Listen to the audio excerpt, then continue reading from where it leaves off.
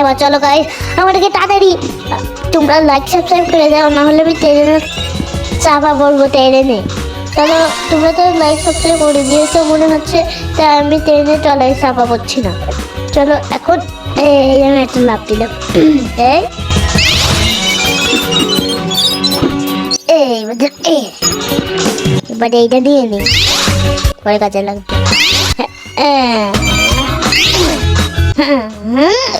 Guys comment করে দিও, কারণ আমি এখন মাথায় ঠুল খেয়েছি বলে আমার স্পিড একটু কমে গেছে বলে আমাকে পুলিশটা আটকাছিল, কিন্তু আমার স্পিড আরো বেড়ে গেছে।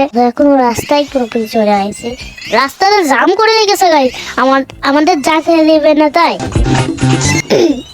এত লাভ দিল, আবার ঠুল খেলাম, এরকম ঠুল খাতে খাতেও মরে গেলাম গাইস।